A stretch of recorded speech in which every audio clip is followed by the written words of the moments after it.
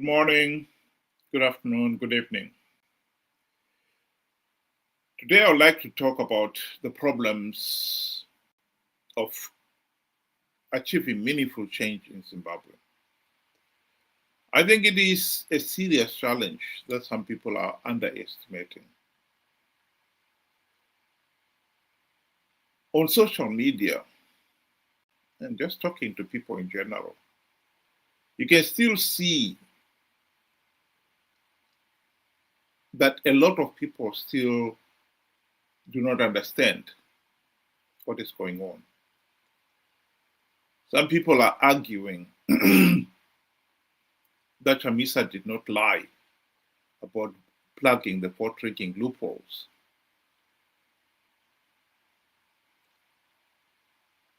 That should be beyond debate by now. If he had plugged the vote-rigging loopholes to stop Zanu PF rigging the elections,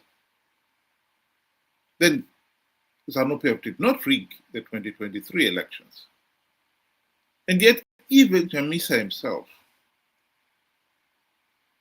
is on record admitting, complaining that Zanu PF rigged the elections, contradicting himself. The very thing that he had said he had plugged the vote-rigging loopholes to stop Zanu PF doing.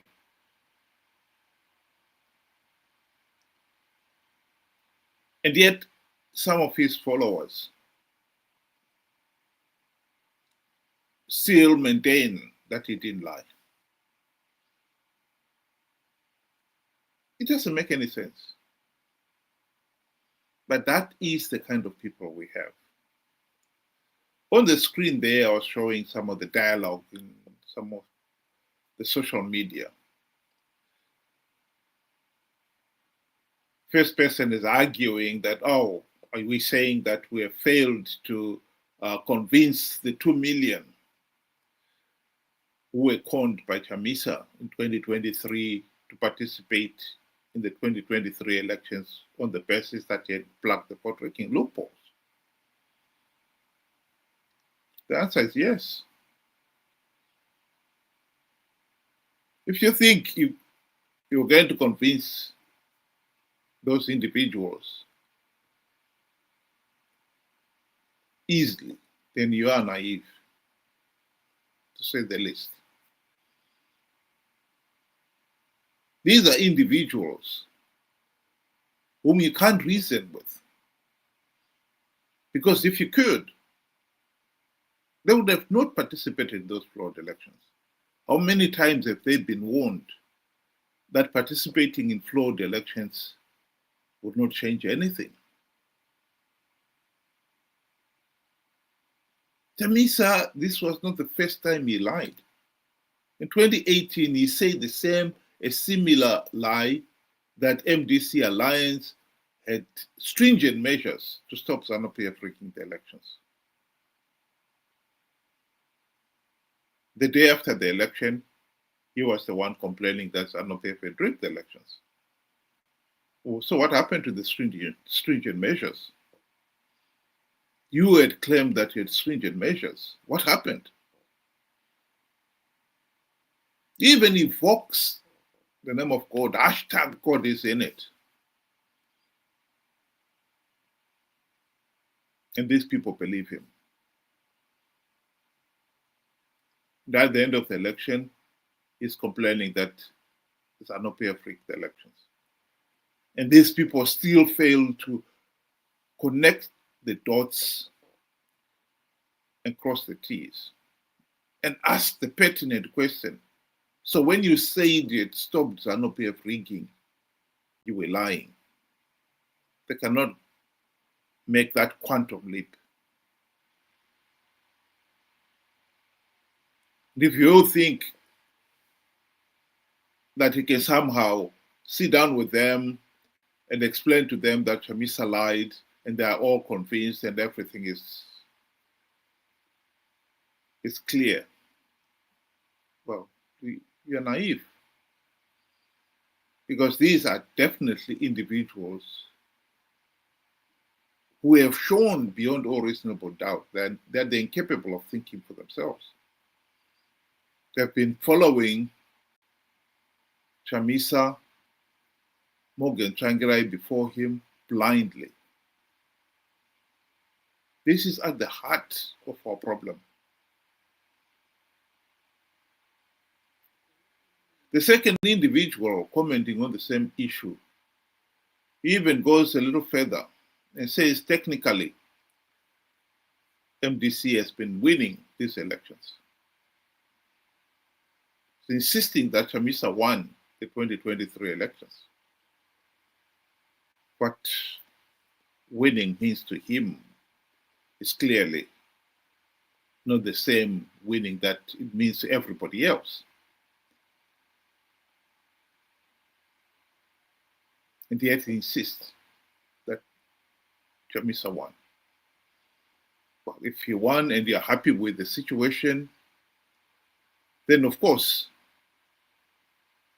it is clear that Chamisa will have no problem conning the same people to participate in flawed 2028 elections, give Zanu PF political legitimacy, and perpetuate the dictatorship. And these individuals, will be gloriously happy. They can claim another Chamisa victory, while the nation sinks deeper and deeper into this economic and political abyss. That is our problem.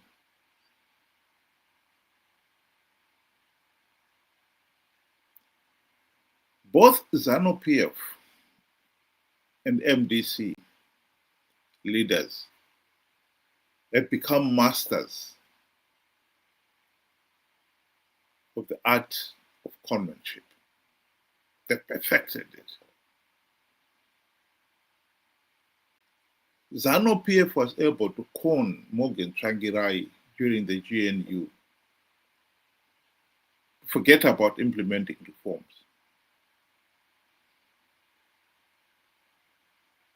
Mugabe bribed Morgan Tsvangirai and company with the trappings of high office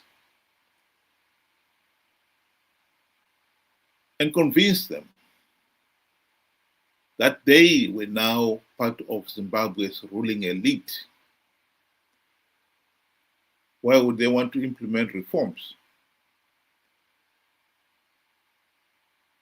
They should be content with sharing the spoils of power with their Zanu PF colleagues. And they believed it.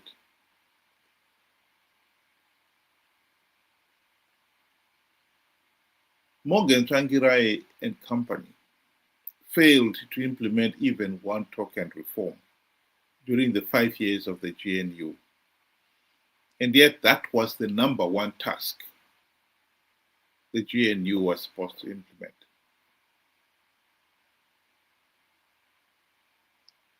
The truth came out when, towards the end of the GNU, SADC leaders realized that no meaningful reforms have been implemented. And for Zimbabwe to go into the 2013 elections with no reforms was just madness. Because Zanu PF will rig the elections just as they had blatantly rigged the 2008 elections. So SADC had convened a special SADC meeting in Maputo in 2018, at which the leaders told both Zanu PF and Morgan Tsvangirai and his MDC factions that the 2018 elections must be postponed until reforms were implemented. Initially, Zanu PF agreed, but when they went back home to Zimbabwe, by the time they got there, they changed their mind. This is when they revealed to the world that MDC leaders had not submitted any reforms. Patrick Chamisa, who was the Minister of Justice and Parliamentary Affairs, the Zanu PF Minister of Justice and Parliamentary Affairs during the GNU, revealed that MDC leaders had not submitted even one token reform proposal in Parliament. There were no outstanding reforms for Parliament to implement. So why would you want to postpone the elections? And when SADC leaders realized that, they too realized that MDC leaders had sold out.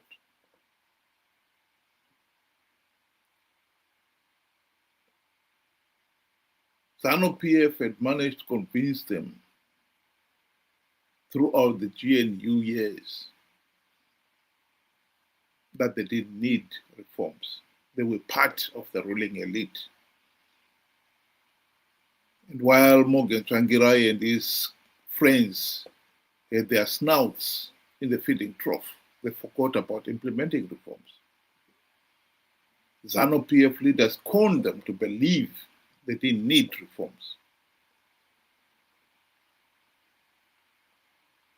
MDC leaders, for their part, were able to con their own followers, to convince them that the opposition can still win power without implementing reforms. They started selling the idea that the opposition has got strategies of winning rigged elections. The people believed it. This is why many Zimbabweans out there have never taken MDC leaders to task on why they failed to implement even one token reform during the GNU.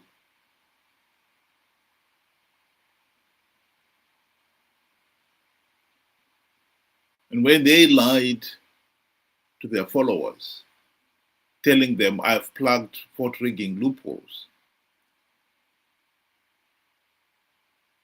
it was a lie. They had not plugged any vote rigging loopholes, as the election process was to show again and again.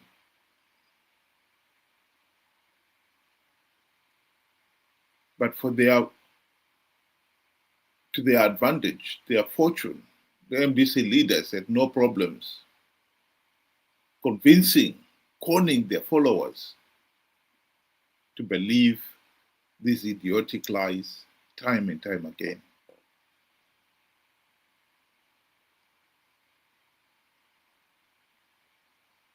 So I come back to the problem.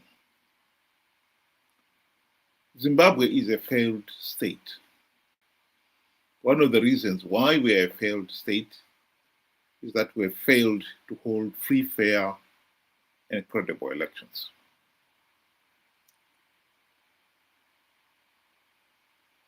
One of the reasons why Zanu PF has managed to get away with failing to hold free, fair, and credible elections is that they have conned their MDC friends into believing they didn't need to implement reforms at the time when they had the best opportunity to implement those reforms to stop Zanu PF rigging the elections. And the opposition leaders, for their part, they've managed to con their brain-dead followers to believe again and again idiotic lies. First of all, that they didn't need to implement democratic reforms because they can still win rigged elections. And when they fail to win the rigged elections, the same brain-dead followers have been naive enough to think that was a victory.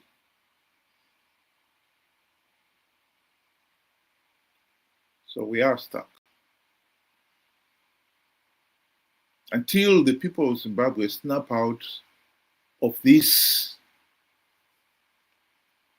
mental inaptitude, the country is in serious trouble.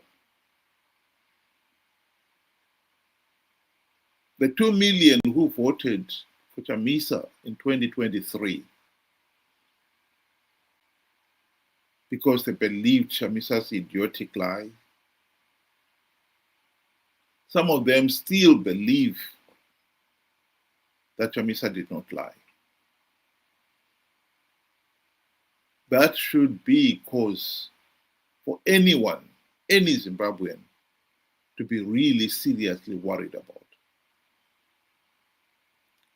Because as long as they believe Chamisa did not lie to them in 2023, they are likely to believe another idiotic lie that Chamisa will win the 2028 elections and participate in those flawed elections only to give Zanu PF legitimacy. And we are back to where we are today.